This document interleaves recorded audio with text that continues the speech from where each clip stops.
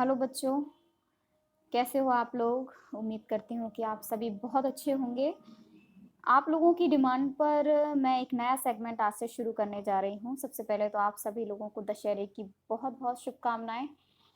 और कई दिनों से आप लोगों के कमेंट्स मेरे पास आ रहे थे कि मैं आप इंग्लिश सब्जेक्ट के साथ साथ और भी दूसरे सब्जेक्ट्स पर वीडियो बनाएं।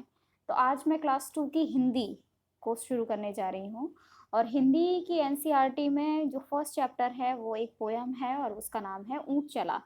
तो सबसे पहले किसी भी पोयम के लिए जो एक सबसे ज़्यादा इम्पोर्टेंट चीज़ होती है वो ये होती है कि आप उस कविता को कितनी रिदम से, किस राय से पढ़ रहे हैं। तो अगर आप इसके साथ एक्शन भी करते हैं तो और भी अच्छा है। तो चलिए शुरू करते हैं इस पोयम को। तो हम सबसे पहले इसे पढ़ेंगे कैसे, अब हम उस रिदम को सीखेंगे। तो ऊंट चला भाई ऊंट चला, हिलता डुलता ऊंट चला, इतना ऊंचा ऊंट चला, ऊंट चला भाई ऊंट चला, ऊंची गर्दन ऊंची पीठ, पीठ उठाए ऊंट चला, बालू है तो होने दो, बोझ ऊंट को ढोने दो, नहीं फंसेगा बालू में, बालू में भी ऊंट चला, जब थक कर बैठेगा ऊंट, किस करवट बैठेगा ऊंट, बता सकेगा कौन भला, ऊंट चला भाई ऊंट चला। तो देखा आप लोगों ने इस कविता को पढ़ने में कितना मजा आ रहा है। तो आप इसको बार बार रिवाइज करिए तो देखिएगा आपको बहुत मजा आएगा। आप आसपास घर में एक दो बच्चे और हैं या आप क्लासरूम्स में बैठे हुए हैं तो ग्रुप में आप इस पोएम को रिसाइट करिएगा, आपको बहुत मजा आएगा।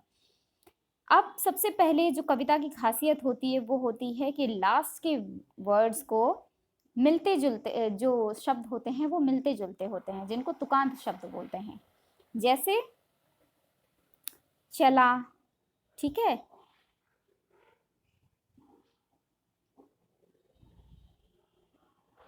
होने ढोने,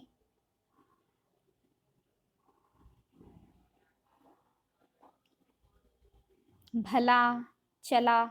तो इस तरह से जो मिलते जुलते शब्द हैं, तुकांत हैं, वो कविता के लिए किसी भी कविता में बहुत ज़रूरी होते हैं। जो एनसीईआरटी में आपकी पहली एक्सरसाइज दी गई है वो क्या है, झटपट कविता पढ़कर मजा लो। तो यहाँ पर इन्होंने एक और कविता, छोटी सी कविता, एक टंग ट्विस्टर हम इसको बोल सकते हैं, वो शेयर किया है। क्या है वो, कुछ ऊंट ऊंचा, कुछ पूंछ ऊंची, कुछ ऊंचे ऊंट की पीठ ऊंची। अब आप इसको जल्दी जल्दी बोल के देखिएगा, आपको बहुत मजा आएगा। जीभ नहीं लड़खड़ानी चाहिए आपकी, आप इसको जल्दी जल्दी बोलिए। सेम ऐसे ही ये उसी तरह से है जैसे पीतल के पतीले में पपीता पीला पीला, कच्चा पापड़ पक्का पापड़, कच्चा पापड़ पक्का पापड़, ये सब जल्दी जल्दी बोलते हैं तो हमें मजा भी आता है और हमारी जो टंग है, जीभ है, वो ट्विस्ट भी होती है। इंग्लिश में भी एक इसी तरीके का टंग ट्विस्टर है, जैसे there was a sandwich put on the sandwich was send by a sandwich. ऐसे ढेरों टंग ट्विस्टर्स आपको मिल जाएंगे, आप सर्च करिए और कोई मज़ेदार टंग ट्विस्टर हमको भी बताइए कमेंट सेक्शन में लिख के। ठीक है, आगे चलेंगे, देखेंगे। ये इसकी एक्सरसाइज है रेगिस्तान। रेगिस्तान की खासियत होती है कि वो रेतीला स्थान होता है, दूर दूर तक रेतीले टीले, रेत का अंबार लगा होता है, वो कटीली झाड़ियाँ होती हैं, पानी मीलों तक अवेलेबल नहीं होता है, तो वो रेगिस्तान का दृश्य होता है। एक्सरसाइज कह रही है कि ऊंट रेगिस्तान में ज़्यादा मिलते हैं, नीचे दो चित्र बने हैं, सही जगह पर ऊंट का चित्र बनाओ। तो यहाँ पर दो सीन बच्चों आपको दिख रहे हैं। तो बच्चों आपको दो पिक्चर्स दिख रही हैं, एक साइड रेगिस्तान, दूसरे साइड एक नॉर्मल रोड साइड का सीन है। आपको पता लगाना है ऊंट कहाँ होगा। तो सबसे पहले जो ऊंट की दो खासियत हैं उनके बारे में हमें जानना पड़ेगा कि वो दो कौन सी विशेषताएं हैं जो ऊंट को रेगिस्तान में सरवाइव करने के लिए एबल करती हैं, योग्य बनाती हैं। सबसे पहले तो जो होता है वो ऊंट के लंबे लंबे पैर। ऊंट के जो लंबे लंबे पैर हैं वो उसको रेगिस्तान की जो रेतीले इलाके हैं, जो धूल भरे इलाके हैं, उसमें सरवाइव करने के लिए योग्य बनाते हैं। रेगिस्तान में दूर दूर तक रेत के अंबार लगे होते हैं, कई फीट ऊंची रेत होती है, उसमें अगर किसी जानवर के छोटे पैर होंगे तो वो उसी में धंस जाएगा, लेकिन ऊंट के अपने लंबे पैरों के कारण आसानी से उसमें चल लेता है। दूसरी चीज़ कि रेगिस्तान में कई मीलों तक पानी और खाना अवेलेबल नहीं होता है, पेड़ भी नहीं रहते हैं, रहती हैं तो बस नुकीली कांटेदार झाड़ियाँ। तो ऊँट का क्या होता है कि वो एक बार में कई 100 लीटर पानी पी लेता है और खाना भी एक बार में खा लेता है। और जो ऊँट की शारीरिक संरचना है, उसकी जो शारीरिक बनावट है, उसमें उसकी शरीर पर एक हम्प पाया जाता है जिसको हम कुबड़ बोलते हैं। ये इस कुबड़नुमा संरचना में ऊँट जो है वो अपना खाना और पानी स्टोर करके कई हफ्तों के लिए रख लेता है, ताकि ज़रूरत पड़ने पर वो इसको उपयोग में ला सके और साथ ही कई दिनों तक वो बिना खाए पिए भी रह सकता है। तो इसीलिए इन दोनों विशेषताओं के कारण ऊँट को रेगिस्तान का जहाज भी कहा जाता है। रेगिस्तान का जहाज किसे कहा जाता है, यह एक जनरल नॉलेज का क्वेश्चन भी है, तो आप वहाँ पर ऊँट को पर टिक लगाएंगे। तो अब आगे बढ़ेंगे कि बालू या रेत कहाँ कहाँ पर मिलती है, तो ये रेगिस्तान में मिलती है। तो अब ये एक एक्सरसाइज है, कुछ ऊंचा कुछ नीचा। तो पहला नंबर है, ऊंट से ऊंची चीजों के नाम पर गोला लगाओ। तो अब यहाँ पर हमें कई सारी चीजें दी गई हैं। तो बछिया, सबसे पहले बछिया, गाय की जो बछिया होती है क्या वो ऊंट से ऊंची है? नहीं।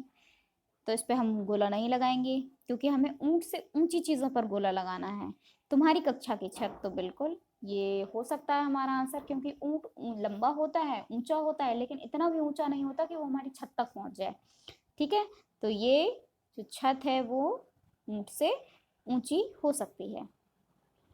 ठीक है, बिजली का खंभा, बिल्कुल ये भी ऊंट से ऊंचा होता है, क्योंकि कोई भी ऊंट बिजली के खंभे जितना तो होता नहीं है। आम का पेड़, आम का पेड़ भी बहुत बड़ा होता है, ये भी ऊंट से बहुत बड़ा होता है।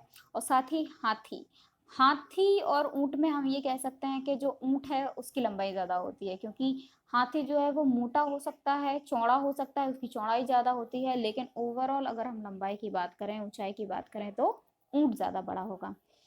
अगला क्वेश्चन है कि हम ऊंट से के नीचे से क्या क्या निकाल सकता है।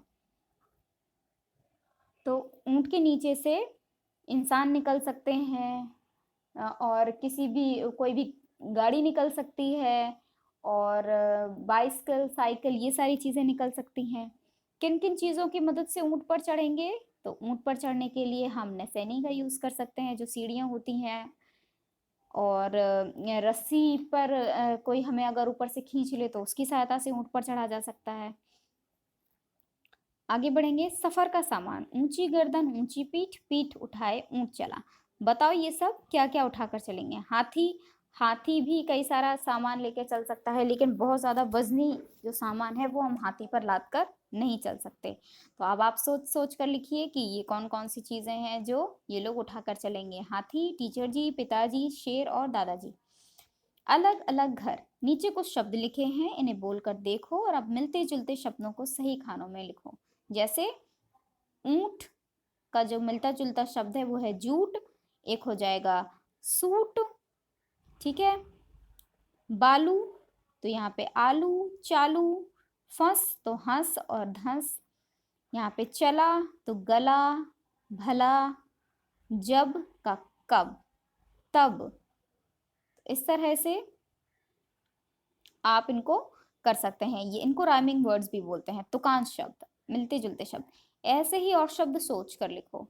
अक्षर की बात, कविता में ब से शुरू होने वाले शब्द कौन कौन से हैं, उनके नीचे रेखा खींचो।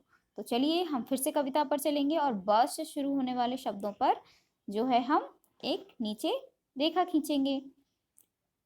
तो ऊंट चला भाई, ऊंट चला, हिलता डुलता ऊंट चला, इसमें तो ब से कोई शुरू ही नहीं हो रहा है।